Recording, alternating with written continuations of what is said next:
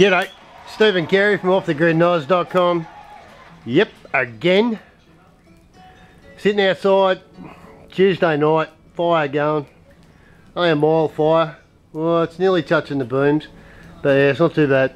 Listening to a bit of Eric Clapton. I thought I'd make a quick video on the subject of new builders that have never built before. Off-grid tends to attract a lot of people who want to have a go themselves. That's a damn good thing. Damn good thing. Can't say that enough. But yeah, this building yourself thing has a lot of stages to it. So I want to do a bit of a video on the stages that, as I said, from a builder, been building for 40 years, the stages that you will go through to prepare you somewhat for these stages. I'm going to start with the planning stage. You're sitting there, you've been watching YouTube, you've been looking at pictures, you've been watching videos, you've been doing all sorts of stuff and getting incinerated. Holy shit, that's getting hot. But yeah, you've done that planning stage and you're excited. This excited part of DIY building actually reoccurs a couple of times through the process. But in the planning stage, the excitement is pretty strong, right?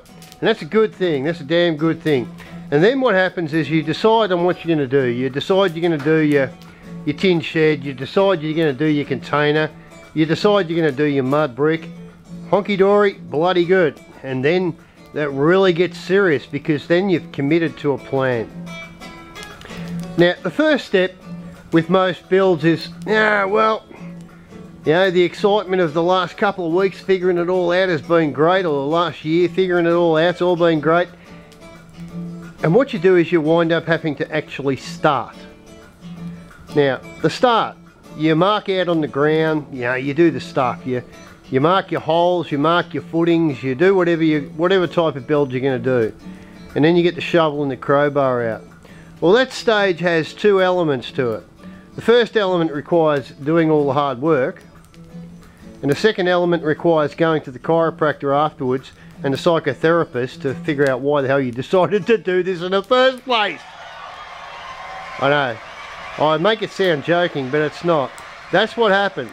You'll dig the first few holes, you'll scrape the first few footings out, you'll do the excavation, you'll put the first few poles in, and at the end of those days or those weeks, and I'm definitely going to catch fire, but yeah, at the end of those days or weeks, you go through somewhat of a mixed set of feelings. There will be excitement, but there will be distress from the pain and suffering that you've gone through. And that's a good thing. That pain and suffering prepares you for the rest of the stages. Because after you've got out the ground, and the excitement has, you know, and you've got out of the chiropractors, and you've got out of the doctors, and you've had the psychotherapy, what you do then is you probably wind up putting the walls up, or the frame up, or whatever type of structure you've got, tin shed or whatever. Now that has a couple of components to it as well. You wind up, you put the frame up if you're doing orthodox build, and in a matter of, you know, hours it seems, you get a couple of frame walls up, and the excitement builds again. And that's a good thing. And you keep doing that, and you might take a week, you might take a month, you might take a year to get the frame up. But once that frame's up, you walk around inside of it and you go, oh, I've got a frame, we're just about there. And that's a good thing. It's diluted, but it's a good thing. The frame will go up, and I'm only glossarying this, alright? I probably need to call the fire brigade. But yeah, I'm only glossarying this, so you know, don't get too bent out of shape. But your frame's up, and you're walking around within your frame, and you're thinking bloody great, and you're planning all this stuff, and the excitement comes back. That damn excitement thing keeps returning. But what happens after that is you might throw the roof on. Whoa, what a moment. The bucks come out the pocket, the roof goes on.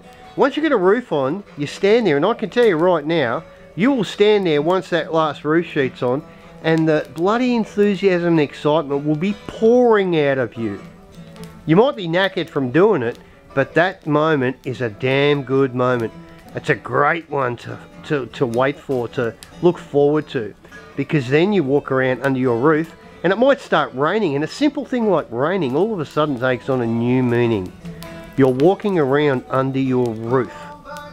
Once you keep the elements off you, all this DIY building thing takes a whole new element on it. It takes a whole new, how can you put it? It's like you've taken control of your environment at the first level, which means the bloody rain can't get at you. That is so damn good. You will be excited out of your brain. You get through that, you've got the roof on, you've got the frame up, you've gone through all those little components. You finish with the chiropractor, hopefully. The psychotherapist you're probably still dropping in and out of. But what happens after that is you look at the rest of the build that's got to come, and you go, oh, we'll clad, what, most people, you'll clad, or you'll fill in the walls, you'll do your hay bale, or you'll do your cladding, or whatever you're going to do. And you'll spend days, weeks, months on the cladding, and when you finally clad it off, you'll walk around inside that building, a hollow shell, a lock-up shell, and you will be crawling the walls with enthusiasm. You will be so freaking excited. It will just make you bloody want to jump out your skin. And you think, yep, we've done it, we've done it. But guess what? In reality, once you've got the lock-up going, it does look good. It does enthuse you. It gives you hope. It makes you appreciate all the effort you went to. All the bills at the doctors and the chiropractors and the psychotherapists that you're still seeing. But that lock-up shell is just the beginning. One of the things I think it gets lost a lot with container builds, shed rebuilds, shed fit-outs, all these sorts of unorthodox builds, one thing that gets lost is the fit-out. The fit-out is an absolute bitch. The fit-out drags on. What happens with most fit-outs is people will do a section, and I'm going to give you one small example as to how I deal with fit-out. And I've done a few of my own, don't worry, as well as other people's. But what I tend to do is I'll focus on one room, and I'll ignore the rest, and I'll finish that one room. And that gives you one space that is finished. It sounds ridiculous, but if you can finish one small space off, even if it's to throw a bed in there or whatever, a bed's a good thing. Because then you can go into that space, that one space that you've finished. I call it the good bits. Finish a good bit. You know, something that you really want. The ladies might want a kitchen. The men, you might want a bedroom. Finish one space and ignore the frickin' rest. Just do yourself a favour. It's a bloody good methodology. I've got sparks going up there. We may not catch fire, we'll be right. Kerri's cooking pizza in there. Actually, she's preparing pizza to put in the oven. We're having homemade, super good for you pizza again. But yeah, so my advice is to finish a space. It can be just one room, but do yourself a favour, finish it off. Once you've done the cladding and you've got your lock up, just finish one space and enjoy that space. Every time you walk outside the door of that space, you have some enthusiasm re-fired within you to complete the rest of it, and use that methodology all the way through. If you want a lounge room or a sitting area or a whatever, a family room, and if that's high on your list of things that you really ache for, I advise you to finish that off next. Do whatever is next on your important list, because this fit out bit is going to drag on. I know very few people who knock them on the head. I knock things on the head, but I'm a builder. Most DIYers who go off grid will tend to drag things out. So the point of this part of it is you need to take that enthusiasm from the lock-up stage where you've jumped for joy and ran around the house naked singing Kumbaya around the fire and having 15 distilled waters. And I don't want any pictures of that. Don't bother sending them to me. But yeah, you've gone past that and now you've fitted out a couple of really good spaces and you're enthused to buggery again. Keep that methodology happening, because this fit out will drag out. Alright, fit out is followed up by fit off, which is services. Services are an absolute bugger as well. You finally get your container up, your tin shed up, your house up, and you think, oh, we're just about done. Well, services are a whole nother issue. Electrics, hopefully I would suggest you stay with 12 volt for your lighting. You can do that yourself. If you're not good with 240 and you are totally off grid, Yeah, you can bogey your 240 in, but you know, maybe it pays to get your mate electrician in or someone you know and get your 240 sorted out, just in case you have to comply. But yeah, the fit off as far as services goes will drag out. As I choke. I've had a cold actually, if you couldn't tell. Yeah, only a 40-80 hour thing, but I've got it. So yeah, all these processes from the planning stage right through come with all these tiny little moments that you will do something between throw the towel in and jump out of your skin for joy. You have to expect that. That is absolutely normal. And if it takes a week, a month, a year, it doesn't matter. These processes will come to get you. They will cause you to balk. They will cause you to want to move ahead. They cause you to do all of the things in the range of emotions. You have to keep that under control and take them as you go. Like I said, one of the biggest steps that I think is a good one for people DIYing is to finish something off. If you finish something off, it does enthuse you to keep going. It will get you through the long haul through the fit off.